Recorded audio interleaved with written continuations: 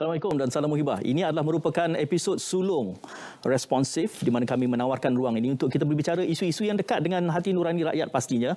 Dan untuk tujuan ini anda menyaksikan kami secara langsung menerusi TV1 dan juga bagi mereka yang memilih untuk menonton secara dalam talian di Facebook Berita RTM. Kami lalukan sekiranya anda ingin berkongsi pandangan.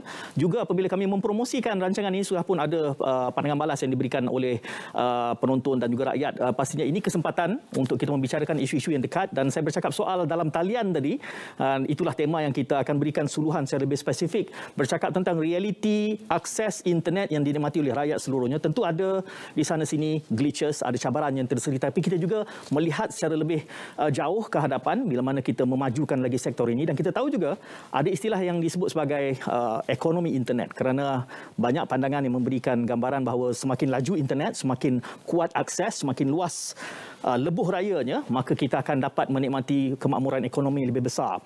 Itu yang kita akan bicarakan selama 1 jam dalam episod sulung responsif ini. Dan istimewa juga kerana kami bawakan pihak wewenangannya, otoritinya. Kalau dalam istilah sembang-sembangnya kita kata taukirnya. Kita bersama Yang Berhormat Tan Sri Datuk Seri Panglima Anwar Haji Musa, Menteri Komunikasi dan Multimedia. Tan Sri, Assalamualaikum. Assalamualaikum warahmatullahi. Ya, terima kasih kerana sudi. Ini isu yang Tan Sri sendiri bersedia untuk berdepan tentang isu ini. Saya mungkin elok saya terangkan. Belum kenalkan lagi. Ini saya dah potong dulu. Saya dah beritahu dah, kalau boleh talk show RTM ni jangan boring. Okay. InsyaAllah. Kalau Tan Sri ada dan bersedia dengan saya nak terangkan begini.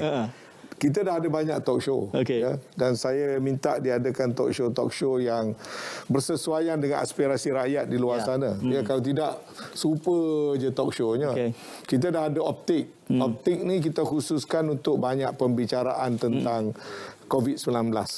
Ini bersama dengan rancangan Selamat Pagi Malaysia. Kemudian kita ada yang perbincangan umum tu dah ada bicara naratif. Bicara naratif. Kemudian untuk tiap-tiap menteri di kementerian masing-masing itu kita sediakan program inklusif, di bawah inklusif. Itu khusus supaya menteri-menteri tampil ke hadapan, terangkan tentang apa yang sedang berlaku dalam tiap-tiap kementerian. Kerana dulu kurang sangat menteri sendiri datang. Yang ini pula ini satu program yang saya nak address public punya concern, keprihatinan orang awam yang mana menjadi tanggungjawab kepada Menteri Komunikasi dan Multimedia. Saya buat 2 perkara. Satunya siri roadshow bicara keluarga Malaysia yang saya buat secara town hall. Yang keduanya yang ini. Jadi yang ini sebenarnya saya yang akan jadi hostnya. Saya tumpang kaki je Tan Sri. Yang jadi apa dia panggil ni? Host, moderator. Moderator ni saya boleh tukar-tukar. Lepas tu yang panggil datang ni bukan saya nak ditanya, tak kena gaya saya akan tanya dia orang.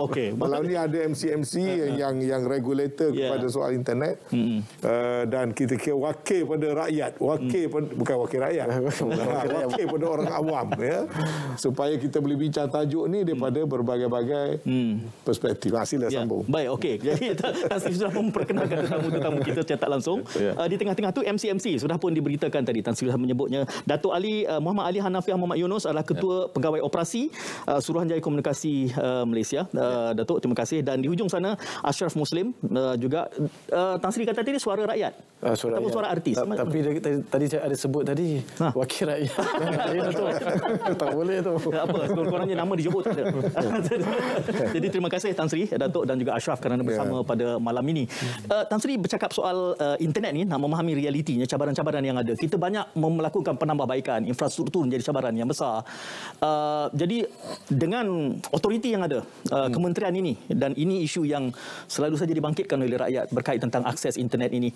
Bagaimana Datuk Tan Sri boleh menggambarkan cerita besarnya tentang cabaran? Cerita besarnya gini, kerajaan kena jaga rakyat, keperluan rakyat, dan menteri dan jemaah menteri buat dasar. Tapi pelaksanaannya tu agensi-agensi, jabatan-jabatan, termasuk juga syarikat-syarikat yang diberikan kepercayaan mengendalikan kalau sekarang ni mengendalikan perkhidmatan. Jadi saya nak bercakap ni daripada hati saya.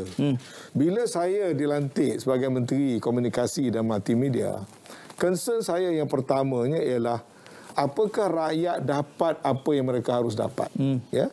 Dan saya awal-awal lagi menyatakan soal internet ni bukan lagi perkara luxury. Bukan lagi perkara yang hanya jadi milik industrialis atau milik orang bandar. Internet ini hendaklah dianggap sebagai hak asasi manusia. Kerana kehidupan manusia dalam sekarang ni dan ke depan, kalau dia tidak ada dapat kemudahan internet, kehidupannya tak sempurna. Maka tanggungjawab kerajaan dalam konteks negara kita dan dasar yang kita buat ialah memastikan rakyat dapat perkhidmatan internet. Dan sekarang ini kita katakan perkhidmatan jalur lebar ni sudah dianggap sebagai utility ketiga. Selain pada bekalan elektrik, bekalan air, dia hendaklah dianggap sebagai utility ketiga. Ini dasar. Jadi pertama kita kata hak asasi manusia. Kedua, dia sudah dianggap sebagai utility asas bagi mana-mana juga penempatan, perumahan, projek dan sebagainya. Tetapi kita sentiasa dengar di luar sana dan saya fikir apa yang saya dengar itu adalah betul soal satu konektiviti kawasan yang ada dan tak ada perkhidmatan. Satu hal lah. Ya. Dan saya bila ditanya di Parlimen, mangga je lah jawab. Konektiviti dah capai 95%. Apa tu dan akan capai 96.9% bila akhir program jendela pada akhir tahun ini. Tapi bila saya turun ke bawah ke kampung-kampung, ramai orang mengadu dia tak dapat lagi perkhidmatan yang memuaskan. Jadi satu, ketersambungan. Yang keduanya, yang dah ada internet kadang-kadang slow. Betul. Duduk dalam rumah, kena keluar rumah baru dapat lain. Panjat pokok. Ya, naik panjat bukit. Malu saya sebagai menteri dengar benda-benda macam tu. Jadi saya nak kena tanya nanti ni agensi jabatan dan juga syarikat-syarikat telefon ni duk buat apa? Yang nak kena jawab di Parlimen saya. Jadi kenapa benda tu tak jalan seperti mana yang kerajaan rancang. Perancangan baik di luar sana rancang. Jadi saya nak memastikan gambaran besarnya kerajaan ini telah menetapkan internet kita iktiraf sebagai hak asasi manusia. Kedua, dia adalah utility awam. Ya. Yang ketiga, kita ada rancangan-rancangan untuk nak menaikkan taraf. Sama ada jendela, program fiberization, POP dan berbagai-bagai lagi. Jadi kalau gambaran besarnya, saya nak memastikan. Sebab tu kadang-kadang saya round, kita buat jelajah konektiviti. Pergi check, speed, tak sampai pun. Kadang-kadang merayap. Piring itu berpusing dia nak download gambar. Marahlah orang kampung. Kan? Jadi kita sekarang ni ada beberapa perkara lah. Lepas ni kita bincang lah. Bukan perkara yang saya nak kata kasar tu tidak lah. Tapi saya point blank lah dengan syarikat-syarikat telco ni. Saya bangga bila TM umum baru ni pendapatan untung dia 896 juta. Hebat. Tanya Maxis, untung. Selcom, untung. Orang lain semua rugi musim COVID. Syarikat telco semua untung. Tapi kalau dia untung, dia tak labur cukup. Itu dia kena jawab pula dengan saya. Saya pula kena jawab di Parlimen nanti. Itulah Tan Sri itu gambaran besarnya. Tan Sri pun sudah bagi gambaran. Komitmen kerajaan sekarang ialah kita nak pastikan kemudahan internet bukan saja tersambung tapi berkualiti. Tan Sri memudahkan kerja saya sebab banyak soalan Tan Sri sudah lontarkan itu sebenarnya. Dan kerana itu juga kita gandingkan dengan Datuk Muhammad Ali ada MC ya teknikal kali jawablah. Dia Chief Operating Officer di MCMC, Badan Regulator. Dia yang menjaga semua telco-telco ni. Kalau dia baik sangat telco-telco, lemahlah telco. Itu pun Datuk Ali itu pun sudah insinuate cabaran-cabaran yang ditangani. Jadi mungkin penonton kita ada yang faham tak faham fungsi MCMC itu dan juga beberapa isu yang dibangkitkan oleh Tan Sri tadi. Ya, Datuk. Baik, terima kasih Tan Sri dan juga Tuan Syed kita. Sebagai yang dinyatakan tadi, MCMC ni ataupun Suruhanjaya Komunikasi dan Multimedia Malaysia merupakan badan kawal selia ataupun regulator untuk komunikasi dan juga multimedia. Jadi kita mengawal selia dari segi telekomunikasi, internet, pos dan kurier dan juga penyiaran juga. Jadi perkhidmatan-perkhidmatan ni semua ni ada dia punya dari segi spesifikasi daripada dari segi standard dia yang perlu dipenuhi. Mereka itu semua dilesenkan. Mereka semua dilesenkan. Tokey keluar lesennya MCMC. Ya, betul. So kalau dari segi telekomunikasi ni, kalau kita lihat yang penyedia perkhidmatan yang besar-besar ni macam Celcom, Digi, Maxis dan U Mobile. Mereka telah berada in the business setelah sekian lama.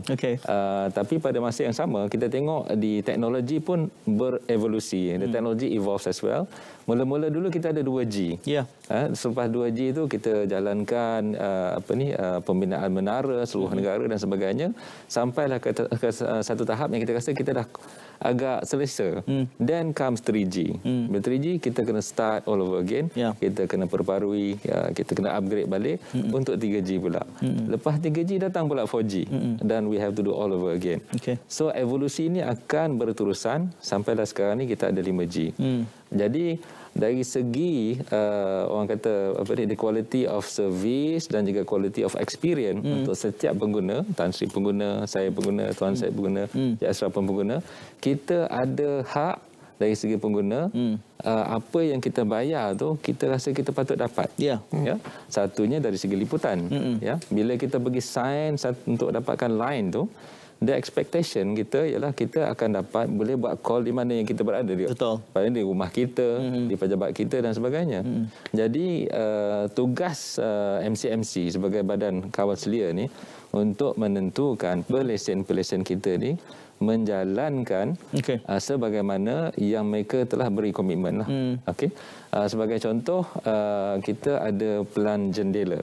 Pelan jendela ni kita ada nyatakan beberapa menara yang kita nak bina daripada tahun 2020 sampailah ke tahun ini, tahun 2022. Ada yang dibina oleh pihak telco ni secara komersial, ada yang dibina dari pihak kerajaan, Tan Sri, di bawah pelan kita panggil USP kita lah, Universal Service Provisioning. So kita harus melihat setelah menara-menara ni dibina, liputan tu akan meningkat, akan sampai kepada pengguna-pengguna. The value chain yang kita dapat lihat ialah dia akan mula daripada peranti, daripada telefon kita, dan telefon ni akan dihubungkan kepada menara. Daripada menara dia akan balik kepada ibu sawat. Daripada ibu sawat dia akan pergi kepada the internet cloud dan akan sambunglah kepada tajuk menara ni pun rakyat tak banyak tak faham lah. Saya terima soalan di parlimen terutama daripada Sarawak. Menara ni dia banyak jenis. Ada menara yang daripada projek kerajaan keluarkan macam di bawah program jendela. Ada menara dibuat sendiri oleh syarikat-syarikat telco daripada investment dia sendiri. Ada menara dibuat oleh agensi-agensi kerajaan negeri kalau macam di Sarawak. Jadi kadang-kadang ada naik menara tapi menara tu tidak membawa bekalan internet. Dia nak bawa bekalan internet itu syarikat-syarikat yang menawarkan perkhidmatan. Tadi ni Celcom, Digi dan sebagainya. Jadi kadang-kadang berlaku orang tak faham. Dia kata menara ada tapi kenapa servis tak ada? Orang tak faham. Itu pun nak kena explain. Lepas tu program-program macam ini kita harap dapat memberikan penjelasan. Itu tajuk baru, tajuk menara pun macam-macam kita boleh bincang. Kita dah ada tajuk untuk episod berikutnya menara saja. Tadi pun cerita 1G, 2G, 3G, 4G. Orang kampung tak faham apa ni GGG ni. Dia tahu dia mesti ada internet atau tidak. Itu saja. Saya sendiri pun baru tahu je first generation, second generation, third generation, fourth generation dia panggil 2G, 3G, 4G. Dan tiap-tiap satu tu apa pula perbezaan dia. Jadi kita harap program-program macam gini dapat turut mendidik supaya masyarakat lebih faham tentang tajuk malam ini iaitu berkaitan dengan soal internet. Kita ada suara wakil rakyat tapi yang tidak ada YB di depannya. Ashraf, bila kami mempromosi saja rancangan ini, bertahun-tahun tu komen yang bercakap soal, Tan Sri juga ada menyebutnya tadi, rasa tak puas hati pengguna. Ashraf dikatakan sebagai suara dari rakyat. Seperti mana yang dikatakan oleh Tan Sri tadi, memang internet sekarang ni adalah satu keperluan asas.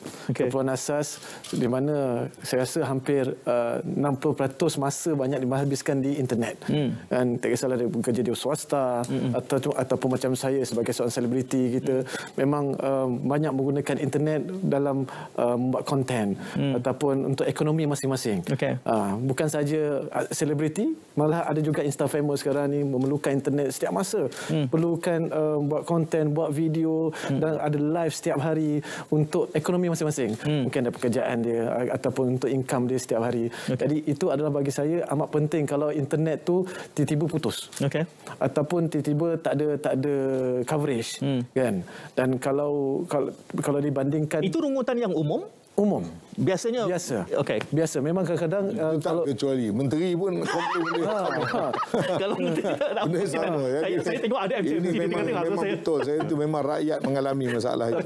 Sekarang ni kalau bukan itu saja, internet itu dari segi internet, talian telefon pun sama juga masalahnya kan. Kadang kita dalam sekarang ni tak tahulah kenapa kan, telefon mesti ada problem. Bila tengah kita telefon dia berputus kan. Kalau kita buat video call telefon dengan suara pun sama, suara tu putus-putus. Jadi saya tak tahu di mana silapnya. Dalam kereta masa bergerak ke masa statik? Dalam statik pun ada, dalam bergerak pun ada. Jadi itu menjadi satu masalah. Bukan saya saja. Asraf pakai line apa? Boleh beritahu ke? Boleh. Saya pakai Selcom. Kalau menteri kata boleh bagi Selcom supaya orang Selcom pun dengar cerita. Habis kena saya pasal ni. Transparannya. Tak, ini kebenaran lah yang berlaku. Bukan saja talian telefon, internet pun kadang-kadang ada masalah. Duduk di ruang tamu, dia punya router dia di ruang tamu. Kalau dekat bilik dah tak dapat ada lain. Macam tadi juga kena panjat pokok pergi kat luar, walaupun rumah ada internet, bayar tiap-tiap bulan macam biasa. Kadang-kadang harga makin naik tiap-tiap bulan. Jadi itu saya rungutan bagi saya lah. Bukan saya seorang saja sebenarnya. Ramai lagi yang kawan-kawan saya pun cakap kenapa internet makin mahal. Ashraf saya tak tengok yang latest follower tu. Bila kalau Ashraf yang komen, follower dekat media sosial tu ramai yang tonton. Kalau Ashraf yang komen, itu bahayanya kalau Ashraf yang komen Tan Sri Datuk. Dia punya page berapa apa ni, segan saya nak beritahu. Tapi kalau datanya saya jawab je lah kan. 577,000. 577,000. Lebih kurang saya. Kurang aku Tan Sri. Tan Sri, Datuk dan Ashraf bukan hanya suara daripada Ashraf. Kita ada suara awam yang sudah pun kami buat tinjauan awal. Tapi kita berehat dulu dan kita akan ikuti apa pandangan awam tentang isu internet ini. Sejak tak ada internet tempat kami inilah. Macam sekarang ni memang tak ada internet lah yang sekarang ni. Jadi kegunaan yang di tempat kami yang pertama sekali adalah untuk keperluan pelajar yang mana sekarang pandemik ni, keperluan untuk pelajar murid-murid untuk belajar PDPR. Yang lagi untuk kami secara online untuk memasarkan kami punya hasil-hasil di kampung ni lah. Apa yang saya perhatikan terutama sekali Maxis dengan Selcom langsung tidak ada dalam beberapa minggu yang lepas. Tinggal DG lagi, tapi itu pun dalam telefon kita 4G. Tapi dia datang dan pergi. Maksudnya keadaan itu tidak stabil lah. Guru-guru memang banyak masalah sebab kalau tidak dapat menyampaikan PDPR di anak-anak murid dia, terpaksa dia keluar ke pakan untuk mendapat bahan-bahan tersebut. Kalau bahagian di pedalaman, ada juga lain dia tu yang okey dan ada juga yang indah okey ni. Sebab macam saya sendiri saya dah merasakan, saya ni pengguna Selcom. Kadang-kadang di area Pekan pun pandai tiada juga. Balik-balik hotspot, tapi hotspot pun sama juga tiada lain. Lepas tu pergi luar pun sama juga, beli modem, beli router, tapi sama juga tiada lain. Jadi agak susah lah bagi kasihan yang budak-budak ni sebab diorang macam ketinggalan pelajaran lah gitu. Terus teranglah sangat kasihan dan sangat sedih bila melihat keadaan di pedalaman Sabah, terutama dalam 3 hari ini kami telah melawat 3 penempatan kampung yang terpencil di mana langsung tidak ada talian telefon, apalagi talian internet. Memang sukar. Jadi saya membayangkan macam mana keadaan ibu-ibu yang di luar sana yang berada di pelosok kampung ataupun di pedalaman atas sana. Bagaimanakah mereka, terutama yang masih ada anak yang sedang bersekolah, bagaimanakah dia berperanan, berinteraksi, berhubungan dengan guru kepada anak-anak mereka.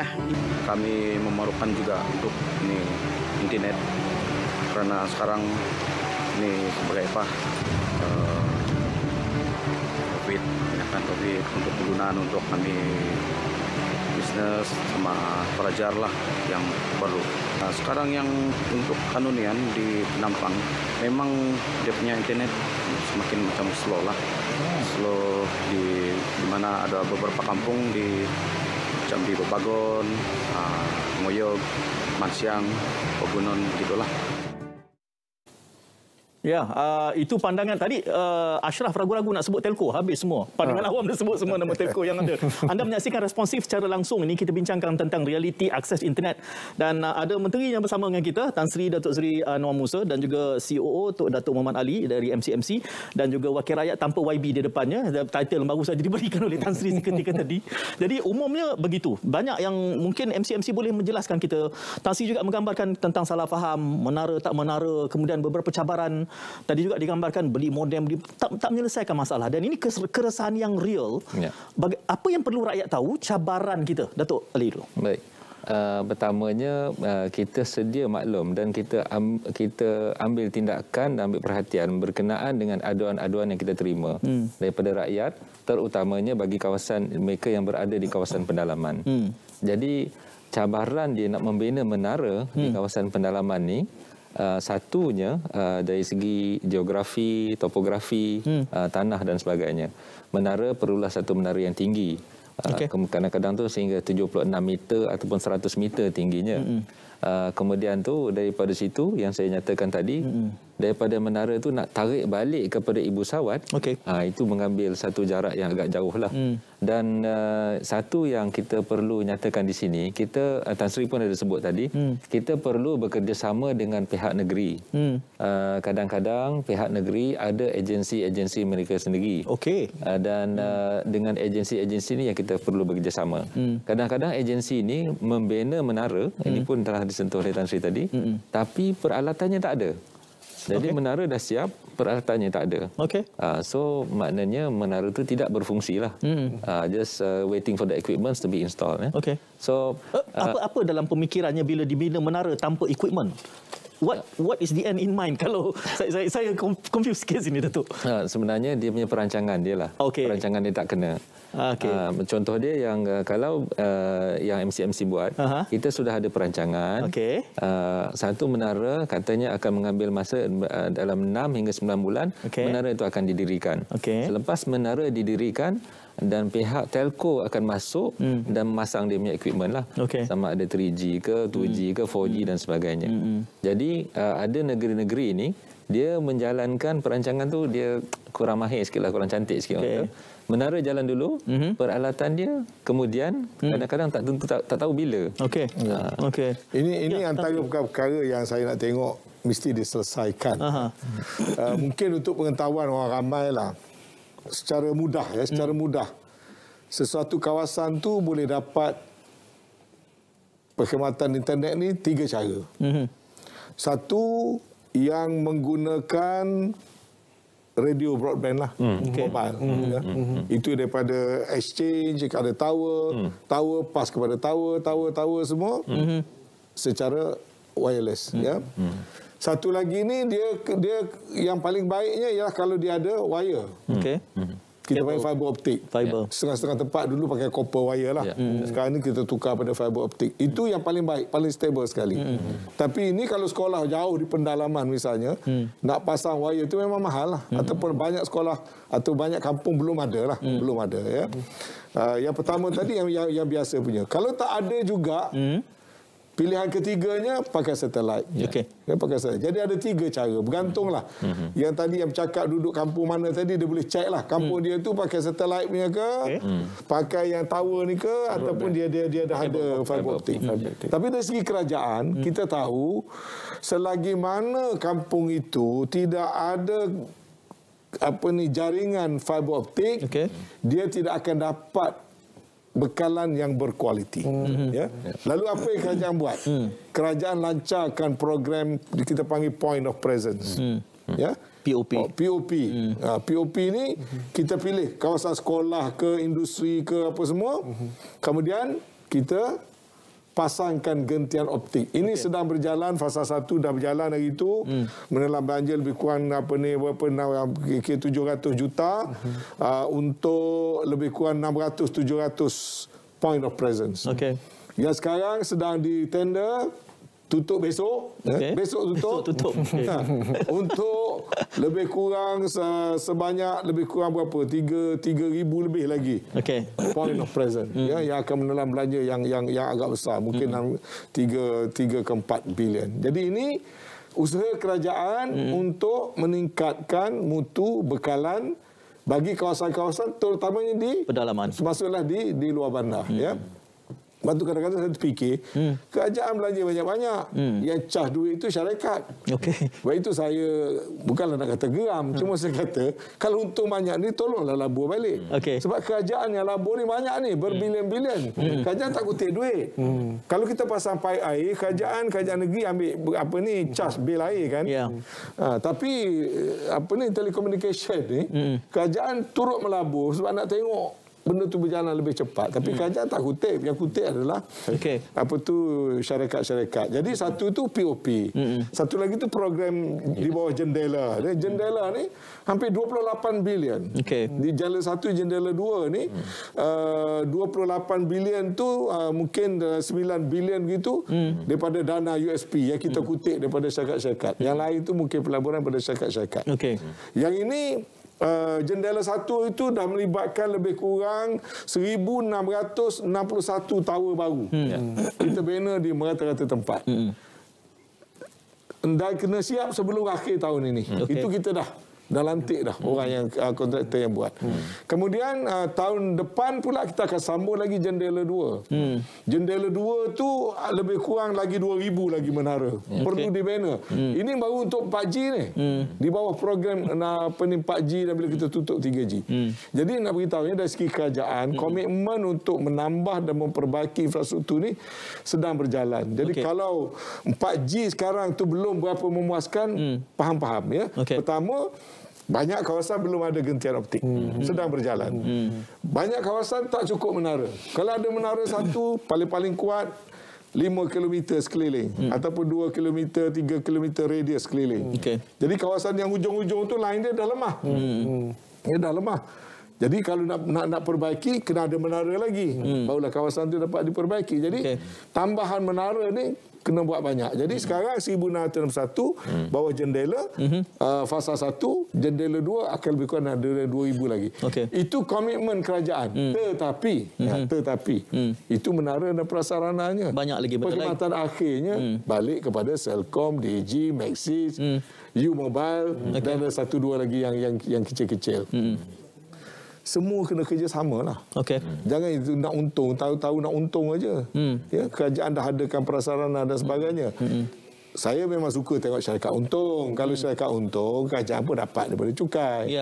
Tapi dalam untung-untung itu, tolong labur baliklah. Supaya orang kata be fair kepada pengguna, pada rakyat di luar sana. Jadi yang timbul menara macam Sarawak, kerajaan negeri bersungguh-sungguh buat menara, tapi telco tak pergi pasang, tak dapat juga. Atau ada menara, equipment tidak di-upgradekan. Ada menara, servis dia macam tu juga. Jadi nak melengkapkan soal kualiti bekalan internet ni, ekosistemnya besar dan semua orang kena main peranan. Semua orang kena main peranan. Jadi macam sekarang lah.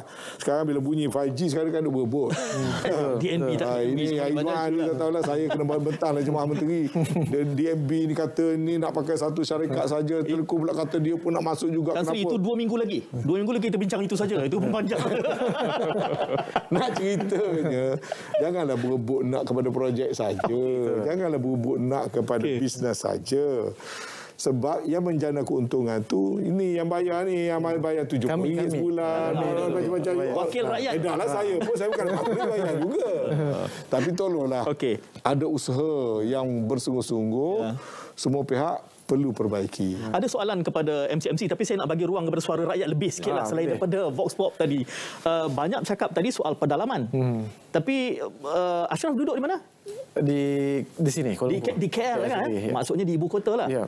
Pun mengadu tentang Okey. Memang saya rasa masalah ni bukan saja penalaman Tan Sri. Di bandar pun ada masalah juga kan. Jadi apa yang saya bukan lihat masalah juga, masalah banyak. Banyak kan. Hari-hari saya terima dalam bangunan pun ada masalah. Tengah jalan pun ada masalah kan. Saya pun tak tahu kat mana punca je kan. Tapi macam Tan Sri cakap tadi, banyak ada perubahan yang akan berlaku selepas ini kan. Jadi kalau saya sebagai rakyat, kita nak tahulah bila tu Tan Sri. Sebab kita menunggu-nunggu perubahan tu kan. Macam saya punya ramai yang ada masalah internet apa semua tu, benda tu dah lama sebenarnya, bukan baru lagi. Dia di bawah apa, saya contoh. Tan Sri nak panjang tapi kita berehat seketika. Maksudnya saya dapat isyarat ni panas, jadi kita ada satu lagi bingkisan. Kalau tadi pedalaman katanya selepas ni Kuala Lumpur pula ya. Kadang-kadang tu macam kita terasa jugalah kalau kita bayar mahal tapi internet slow kan. Cuma diharapkan pada masa akan datang kerajaan bolehlah mempertingkatkan usaha untuk mempercepatkan lagi kelajuan internet yang telah kita langgan setiap bulan ni. Line kita kat Malaysia ni memang teruk lah. Diorang banyak menjanjikan internet itu inilah, tapi tengok tak ada hasil pun. Tetap juga line teruk.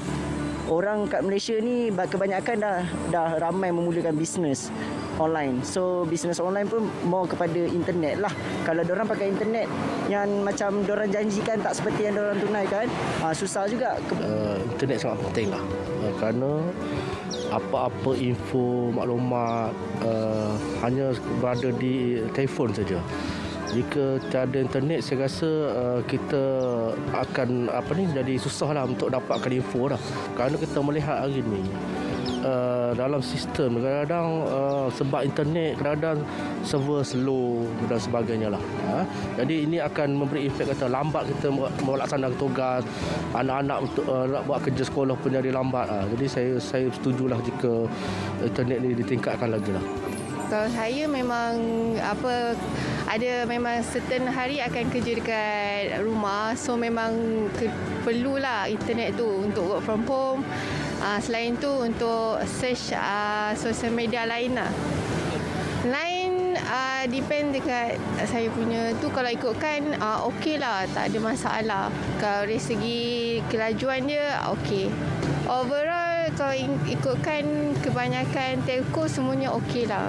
Kalau kat KL ni so far okey lagi. WhatsApp, Facebook, tapi okey rasanya. Tapi kalau pergi hospital dia slow. Sebab dia kontrol kan. Tapi kalau kat rumah okey. Saya tak ada masalah. Hanya dia kerap, dia putus, dia restore. Itu saja, tapi dia tak macam memperlahankan penggunaan saya. Tapi untuk kegunaan biasa yang saya hantar fail keluar masuk masih boleh diterima lah. Bukan laju sangat tapi boleh terima lah. Ya, itu pandangan awam yang macam juga pasaran saham kita bercampur-campur daripada keputusan. Pandai penerbit saya Syirah. Ada juga yang puji telco tu. Jadi maksudnya cumanya saya terdengar tadi, saya nak kembali pada Ashraf dulu sebelum kita lontarkan banyak jawapan daripada Datuk Muhammad Ali nanti. Komennya pertama perlahan, yang keduanya mahal. Betul. Betul lah. Betul. Jadi maksudnya Ashraf bersetuju bahawa internet kita rata-ratanya perlahan dan mahal. Betul. Itu saya memang setuju sebab bila kita tengok kita langgan internet ni pada peringkat awal mula ialah dijanjikan dengan harga yang murah, package yang murah. Tapi bila dia makin lama makin dia cakap 5G, 4G apa macam-macam package yang diberikan. So jadi harga makin mahal. Tapi bila kita guna kadang kenapa lagging? Kan kalau kita buat live kat rumah sama juga kan, dia berpusing sekali tengah-tengah bercakap ni tiba asal hang. Saya tak dengar suara tu. Jadi benda-benda tu menjadi macam ketidakpuasan hati kita sebagai pengguna kan. Jadi macam contohnya kalau saya ada perniagaan sistem, saya buat perkhidmatan sistem di online untuk kepada mereka di luar yang buat bisnes online. Jadi benda tu perlu stabil lah. Kena stabil. So jadi bila tak stabil dia akan mengganggu pengguna-pengguna yang lain juga kan yang menggunakan sistem online tu. Jadi kita perlukan very sharp and very proses yang amat laju untuk semua benda lah. Jadi itulah sebagai seorang pengguna dan untuk pengguna juga. Jadi tapi follower belum lari sebab internet. Follower ni belum lagi.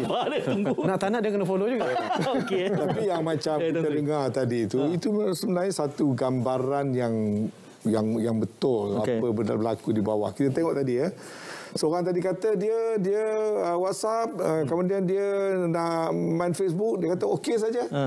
Tapi dia kata dekat hospital. Sebenarnya itu satu pengalaman yang betul. Sebab kalau setakat guna WhatsApp ataupun nak tengok apa di Facebook, dia tidak memerlukan kelajuan yang tinggi. Betul. Kalau kawasan itu ada 10 megabit per second punya speed pun cukup. Dia dah okey. Kemudian kita dengar pula seorang lagi tadi, dia kata dia berniaga, dia apa semua. Itu dia perlu menggunakan internet dengan speed yang lebih tinggi. Yang lebih tinggi lagi. Orang macam Masya lagi lah kan. Lepas tu yang pandai dah tengok Netflix dan sebagainya. Kemudian kena tengok pula.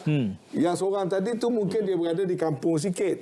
So bila balik rumah, dia kata dekat rumah dia kata okey je. Bila pergi hospital tak berapa okey. Memanglah di hospital tu dengan rumah dia dah memang berbeza. Bandar, luar bandar berbeza lagi. Ya. Jadi bila orang kata orang yang duduk dalam bandar pun banyak mengadu. In fact dalam statistik kita pengaduan yang sampai kepada MCMC melalui jendela ataupun portal jendela map yang banyak bukan datang pada kampung. Yang paling tinggi Johor Bahru. Yang paling banyak aduan. Yang kedua Kuala Lumpur. Ya.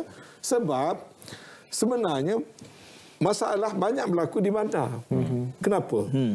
Sebab dia karakteristik speed yang kita alami itu dia bergantung pada beberapa faktor. Ya. Antaranya selain daripada peranti yang kita pakai itu apa, package yang kita beli itu apa, dia banyak juga bergantung kepada sebanyak mana orang guna pada masa itu. Bila masuk musim sekarang ni, lebih saya difahamkan dari segi data kita, trafik penggunaan internet sejak zaman PKP ni telah naik sampai 70% lebih tinggi daripada biasa. Orang yang tak pakai internet dah mula pakai internet. Budak-budak sekolah pun dah mula pakai internet kerana dia nak buat PDPR. Yang work from home kena pakai internet. Kadang-kadang dalam satu rumah tu gadget ada 5-6 serentak pakai. Betul. Jadi bila serentak pakai begitu, maka dengan sendirinya speed akan terus terjejas. Tapi kalau ada di kampung, tiap-tiap hari balik rumah dia saja yang pakai. Dia seorang je pakai. Apalagi kalau dia hanya pakai untuk WhatsApp dan main Facebook, dia tidak ada pengalaman yang seperti yang saya katakan tadi. Betul-betul macam yang digambarkan oleh makcik itu tadi. Jadi inilah realiti dalam dunia perkhidmatan internet. Dalam bandar lah yang banyak masalah. Ya, sebab apa? Dalam bandar jumlah pengguna ramai. Dalam bandar pembangunan hari ni okey, besok dah naik satu bangunan tinggi. Dah terjejas. Ya, dah terjejas sebab selain daripada soal speed, soal backhaul ataupun ada fiber optik dan sebagainya, persekitaran tu juga. Ya? Jadi benda ni telco nak kena buat adjustment sepanjang masa. Jadi bila kawasan orang kata macam mana di Cyberjaya pun ada blind spot, memang ada blind spot. Ya? Bila kawasan yang sekarang ni, kalau dulu 3G ke 4G, kawasan lingkungan dia dah jadi makin sempit. Sini makin sempit. In between tu dah jadi blind spot dah. Atau satu kawasan kena blok, belakang tu dah jadi blind spot dah. Jadi itu terwujud dalam bandar, berlaku dalam bandar. Jadi banyak sebenarnya technicalities yang berkaitan dengan perkhidmatan yang baik. Sebab tu saya beritahu supaya telco berkomunikasi dengan pengguna, supaya pengguna lebih faham. MCMC pun kena banyak komunikasi dengan rakyat. Saya buat program ini pun kerana kita kena banyak berkomunikasi supaya rakyat faham. Sementara tindakan-tindakan itu juga mesti disusuli. Balik pada soal tadi. Ini penting ya. Soal ketidakpuasan hati consumers ataupun pengguna. Ini jangan pandang sebelah mata. Sebab tidak mustahil di luar sana kerana mengejarkan keuntungan, marketing strategi berbagai-bagai, kempen berbagai-bagai, tapi yang diberikan pada pengguna tidak seperti mana yang dijanjikan. Yang ini saya pandang serius. Saya dah beritahu pada MCMC, kita kena mulakan cara baru. Kalau dulu kita tunggu rakyat mengadu, kemudian baru kita pergi cek. Sekarang saya nak MCMC di tiap-tiap negeri membuat audit. Pergi cek sejauh mana perkhidmatan bagi tiap-tiap telco tu serupa ke tidak dengan mana yang dijanjikan. Dan saya sebut awal-awal, kalau didapati tak memenuhi syarat-syarat minimum, undang-undang kata MCMC boleh compound. Saya nak dengar MC lapor pada saya berapa banyak yang kena compound. Kalau kita tak buat penguatkuasaan begitu, lama-kelamaan semua syarikat telco dah menganggap tak apalah, tak payah dia labur lah. Keuntungan ada banyak. Jadi kalau buat begitu, tak adil lah. Sedangkan kerajaan tak boleh buat apa-apa. Servis ni kita dah private kan. Sekarang kerajaan nak cuba buat DMB, nak buat untuk kerajaan kendalikan. Ramai yang marah. Sebab telco nak buat. Dia kata ini buat apa nak kerajaan nak buat. Ini syarikat dah boleh buat, bagilah syarikat buat. Kenapa DMB nak buat? Betul juga. Tapi kalau kita dah pilih dasar dalam negara kita ni, bekalan internet dan perkhidmatan internet ni kita beri pada syarikat, tolonglah buat betul-betul. Kita dasar, kita ni kita tidak milik negara kan. Kita tidak jadikan hak kerajaan. Kita bagi perkhidmatan ni untuk private sector. Tapi saya expect private sector mestilah ambil tanggungjawab bersama-sama dengan kerajaan, tolong perbaikikan mutu perkhidmatan. Jadi sekarang ni saya minta MCMC proaktif. Audit, check, hold them responsible. Jangan tunggu orang mengadu, tapi kita buat checking. Jadi audit prestasi ni tak cukup dengan saya buat connectivity, apa ni orang kata apa, jelajah connectivity, itu random. Bila saya pergi mana-mana saya check. Tapi sekarang saya nak tak cukup dengan saya seorang. Semua pejabat MCMC di negeri, kita dah bagi equipment, kita dah bagi arahan. Dia kena mula membuat audit dan maklumkan pada telco, kat sini kita tak puas hati, kat sini kita tak puas hati. Kita akan buat operasi ops Datuk, saya pegang kita akan lancarkan sebagai satu op jugalah. Dulu kita dengar macam-macam op lalang lah, apa polis buat kan. JPJ pun ada op dia kan. Saya dah beritahu pada MCMC semalam, you jenak code name ke satu, lancarkan op, rakyat boleh tolong bantu. Saya Datuk, saya nak pegang komen Tan Sri tadi soal proaktif ini. Kerana kita dengar ada isu dengan negeri, kita dengar ada isu tentang struktur infrastruktur fiber, kita dengar ada cabaran dengan telco misalnya, tetapi kuncinya adalah pada MCMC. Kerana bila kita kata proaktif misalnya, maka tadi cabaran soal pembangunan ni semua, kita bermain dengan data ni kan, jadi kita boleh unjurkan berapa ramai, sebesar mana. Kita terlepas pandang ke macam mana dalam konteks proaktif merancang masa depan ni? Tidak, sebenarnya saya think Tan Sri pun sedia maklum, dari segi untuk menjadi proaktif ni, kita dah pergi kepada setiap negeri. Dalam satu tahun tu kadang-kadang kita dah buat 2-3 round, kita dah jumpa setiap negeri dan kita sampaikan agenda seperti yang Tan Sri nyatakan tadi. Satu, perkhidmatan komunikasi ini hak asasi bagi rakyat. Yang kedua, broadband ni ataupun jalur lebar ni sebagai utility ketiga. Kita dah pergi dan kita susuli supaya diterima di peringkat tertinggi di setiap negeri lah. So bila dah terima yang itu, dan senang kerja kita. Satu ialah untuk dapat kelulusan untuk pembinaan tapak untuk menara. Itu paling, itu yang if you tak lepas yang itu, menara you takkan naik lah kan. Menara yang dah siap tak ada equipment tu masih ada lah. Itu masih ada lah. Itu masih ada lah. Tapi kita try to minimize dan kita akan bekerjasama lah dengan pihak negeri. Lagi satu proaktif ialah kita dah tahu aduan datang daripada satu-satu kampung tu. Macam contohnya saya daripada Kuala Pilah.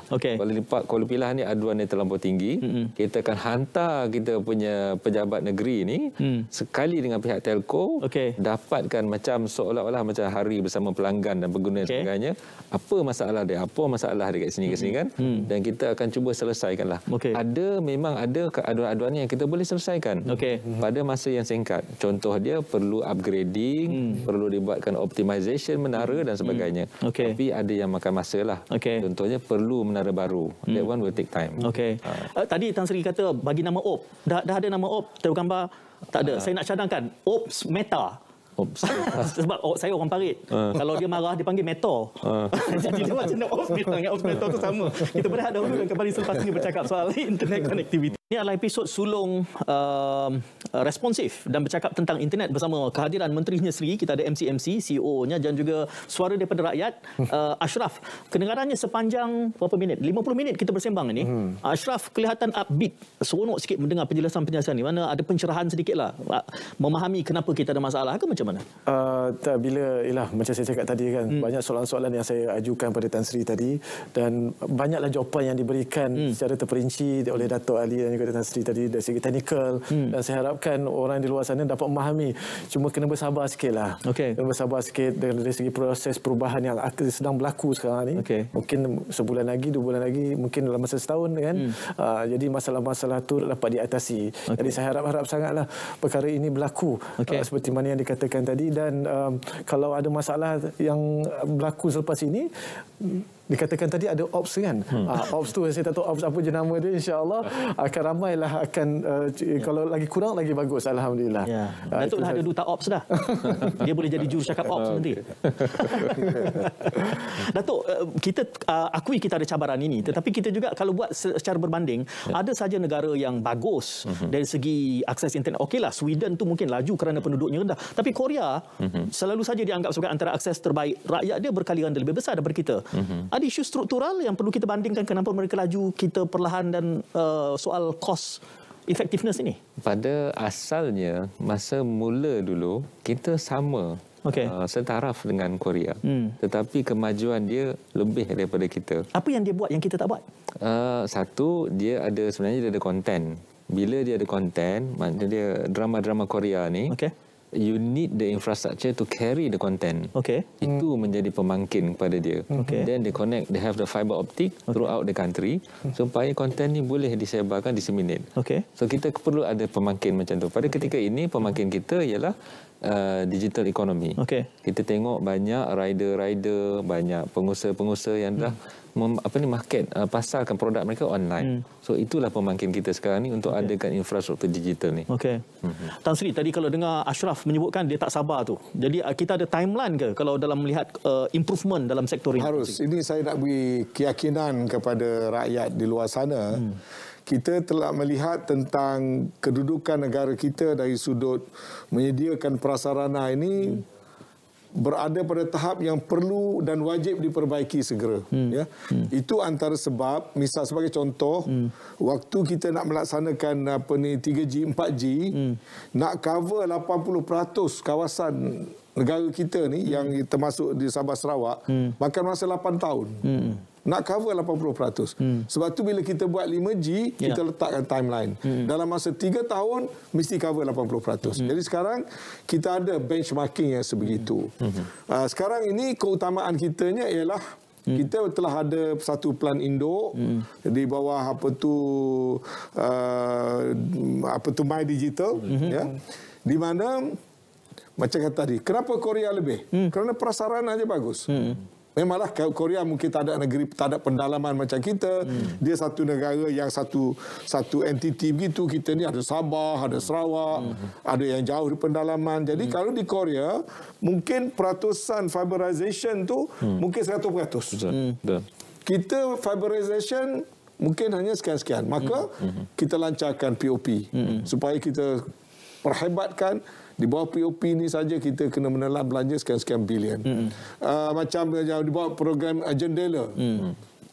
Dia hebat mungkin kerana banyak tower yang dia pasang di sana sini. Kita tak cukup tower misalnya. Jadi Jendela 1 dan Jendela 2 itu akan menelan belanja 28 bilion. Jadi kita ada timeline. Menjelang akhir tahun ini kita dah set target. Bila selesai Jendela 1, Jendela 2, speed average mesti paling kurang 35 megabit per second. Connectivity mesti capai 98-99%. In fact, di akhir jendela, kita target nak capai connectivity 100%. Jadi, speed kita dah set target. Connectivity berapa persen coverage kita dah ada target. Tempoh tahun juga ada target. Jadi kalau untuk 4G menjelang akhir rancangan Malaysia ke-12, coverage mesti 100%. Speed sekarang ini sebenarnya speed bawah pada 10 pada setengah tempat. Sekarang kita nak average speed di kawasan berpenduduk ni 35 megabit per second. Kemudian barulah serentak dengan tu baru didatangkan 5G. 5G ni orang dah bising-bising sebenarnya 5G ni belum lagi pergi kepada pengguna awam. Kita baru peringkat awalan, ya, belum lagi telco belum pun lagi melancarkan 5G, tapi prasarana ke arah itu roll out secara terhad untuk Kuala Lumpur, Cyberjaya dan juga Putrajaya. Baru mula bulan 12 baru ni, belum pun pergi lagi. Tapi yang saya nak tegaskan sekarang, kerajaan melalui My Digital, melalui blueprint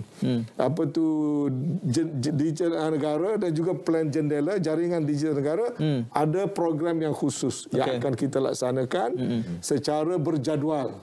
Itu komitmen kerajaan untuk nak melaksanakan tadi. Cuma masa saya kata tadi, kita juga memerlukan kerjasama daripada service provider, iaitu all the telcos. Jadi ini semua put together, saya merasakan kita ada banyak kerja. Tak boleh business as usual. Yang patut kita introduce sistem audit, kita akan introduce sistem audit. Yang kita perlu engage dengan telco to invest more, saya akan terus mereka ni dia kena upgradekan perkhidmatan. Kalau kita merasakan pengguna tidak begitu adil dilayani kerana commercialization, campaign berlebihan, orang kata cakap tak serupa bikin, janji lain buat lain, kita kena ada mekanisme untuk menyemak bagi melindungi pengguna-pengguna. Jadi secara keseluruhannya kerajaan ingin memberikan komitmen bahawa negara kita perlu mempertingkatkan kualiti, bukan saja connectivity, tapi kualiti perkhidmatan jalur lebar, dan itu sedang berjalan. Tidak kun fayakun terus jadi elok, ya. Kalau soal tower macam Datuk Ali kata tadi, kalau tower maka masa berapa lama, kalau fiberization itu maka masa berapa lama, kalau hanya soal upgrade equipment, itu kita boleh buat cerita David Copperfield. Ada saya pergi sana tempat, dia komplain internet tak laju. Saya pun bisik dengan MCMC, tolong cek tak laju ni sebab apa. Bila cek rupanya equipment tu pun dia tak upgrade. Saya kata saya bagi masa 2 minggu, saya nak pergi balik. Contoh saya pergi ke Kahang Barat baru ni. Saya kata okey, benda tu boleh. Fiber ada, tower ada, equipment ada. Cuma tak berapa di-upgradekan, tak berapa di-optimizationkan. Itu saya boleh pergi dan saya buat macam David Copperfield. Makcik, buka hari ni telefon laju tak? Buka hari tiba-tiba laju. Sebab ada benda yang boleh buat dalam masa 2 minggu. Kan bagus kalau Tan Sri boleh terus sebut, tapi itulah. Akan terus dilakukan. Tan Sri rasa macam perlu ada susulan kandungan ini, tapi saya terima kasih kepada Tan Sri kesediaan untuk hadir steady. Datuk Wali Ashraf, juru cakap wakil rakyat tanpa YB di depannya. Terima kasih kerana pada ketiga panel kita. Dan teruskan kesetiaan anda. 2 minggu lagi kita akan ada lagi satu episod responsif membicarakan isu-isu yang dekat dengan hati nurani rakyat. Jumpa lagi. Assalamualaikum. Salam muhibah.